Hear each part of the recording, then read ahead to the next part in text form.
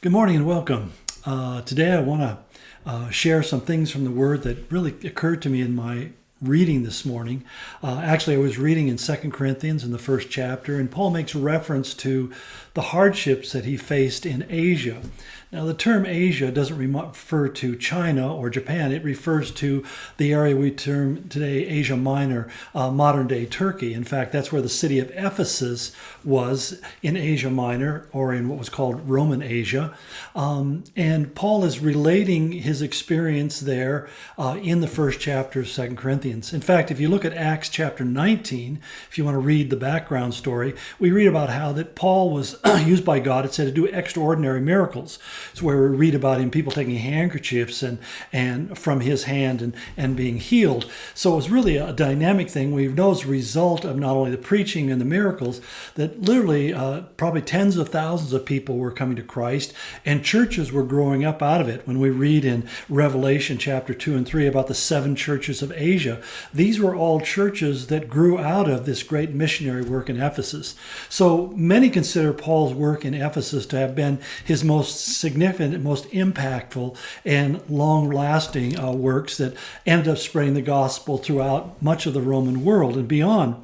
But what's really interesting about it is that the Corinthian letter brings out Paul's emotional struggles. In fact, in the first chapter, he talks about being comforted by God, that God comforts us with the same comfort so that we can comfort others in the same way that we have been comforted, and how that those hardships are allowed to make us struggle with feeling consolation or comfort, because one day we're going to be talking to somebody else who's going through the same thing. Now, I know for most of us that's not really an exciting prospect, that basically I'm going to have to go through some things just so I know how much pain somebody else is going through. But nonetheless, that is in a very real way the way life works. And the only thing that makes that seem strange to us if we somehow buy into the idea that we're never supposed to have any suffering. There's not a person who's ever lived in the history of the world who hasn't gone through some season of suffering, and you're going to be no exception to that rule. So all I can say to you is that when you go through hard times, God uses those to teach us what that pain feels like. And then we truly can say to another person, I know what you're feeling. I know what you're going through. I know what you're struggling with.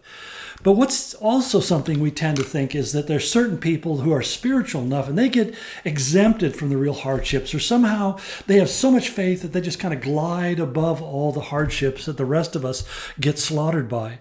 And yet Paul himself tells us that he was not exempt from those same struggles. In fact, he says in verse 8 of chapter 1 of 2 Corinthians, "For we do not want you to be unaware, brethren, of our affliction, which came to us in Asia," that is in Ephesus, "that we were burdened excessively beyond our strength, so that we despaired even of life.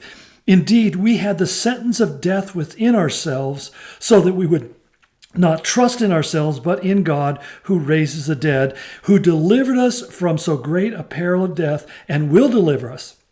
He on whom we have set our hope, and he will yet deliver you also, joining in helping us through your prayers, so that thanks may be given by many persons on our behalf for the favor bestowed on us through the prayers of many." Now, one of the things about the letter to the Ephesians is Paul has a lot of really long run-on sentences, so it can be a little hard to follow his argument sometimes.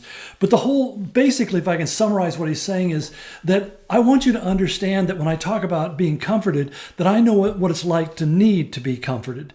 He talks about in Asia where there was a great riot because he was so successful. The idol makers of the goddess Artemis were losing their business because so many people were converting to Christianity. And so, like most merchants who are losing business, they want to address whatever is the issue that's causing him to lose business. In this case, it was the Apostle Paul and the preaching of the gospel of Christ.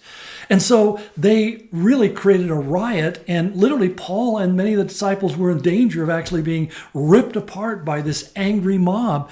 Most of them who, like most mobs even today, don't really even know what the issues are. They're mad about whatever they happen to be mad about, and now they have an occasion to express that madness without having to be personally accountable. That's the wonderful thing about being in a mob. You can wear a mask and hide in the group and be as angry and ridiculous and irresponsible as you possibly can be, and there's not much chance that you'll get in trouble, except in this day and age of ubiquitous cameras. A lot of people are finding that things they did that they thought they would get away with were recorded somewhere on some camera or on some phone. But that's a whole nother discussion. But the thing that I think is really important is how Paul so very honestly admits that he was, I love the phrasing, he says, we were burdened excessively beyond our strength, and we even despaired of life. I mean, this is what you call really being depressed. Now, it's interesting too. It's today at church, I had a lot of people asking me about, after the service, about being depressed. I mean, and a lot of them had reasons for being depressed. They had significant losses. They had family members who were dying and so forth, or who had died.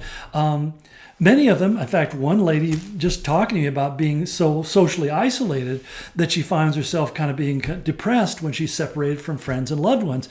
And she asked me, do you ever go through that? And I said, absolutely. My wife and I have gone through that many times, where we're just sitting around saying, why are we so depressed? Why are we so heavy? We don't have anything to worry about. And yet it's the loneliness. We miss that human contact and that fellowship. We're not meant for this isolation thing at all. But I think it's important for us to realize that as we're going through these things, everybody, including the Apostle Paul, as godly, as spiritually mature and strong as he was, went through times where he just thought, I can't go on anymore. I can't do this one more day.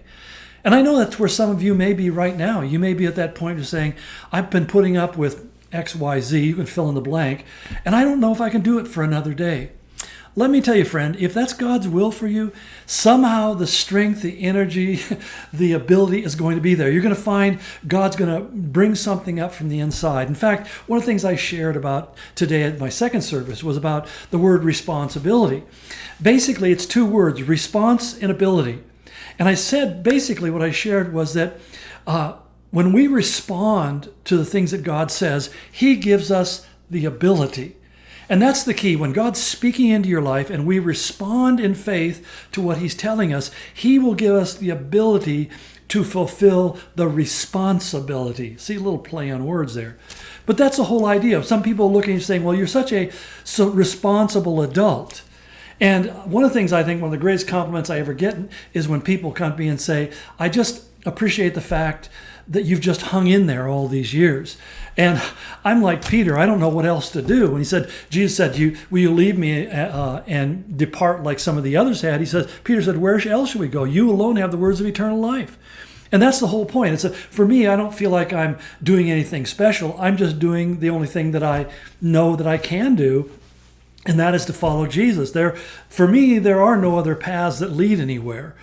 But at the same time, people see that response leads to responsible behavior. And this is a day and age where responsibility is in short supply, I'm afraid. We find that politicians and government leaders and all sorts of people are running away from taking responsibility for decisions they've made, actions they've engaged in. It's hard for people to say, I really blew that, I got that wrong, I misread that. Whatever the issue is, what's really needed in this day and age are responsible adults who really step in there and stand up to the things, as C.S. Lewis said, to be men who have chests, that we be men and women who have some courage, internal fortitude to stand up against the great challenges we face every day. And we need to, again, I just want to reiterate once again, that even the Apostle Paul went through those deep, dark, down times where he just wanted to give up and throw in the towel. And yet he didn't. Why?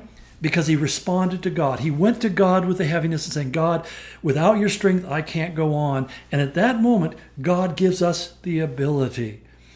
We respond, he gives the ability. We become responsible in how we respond to the will of God in our life.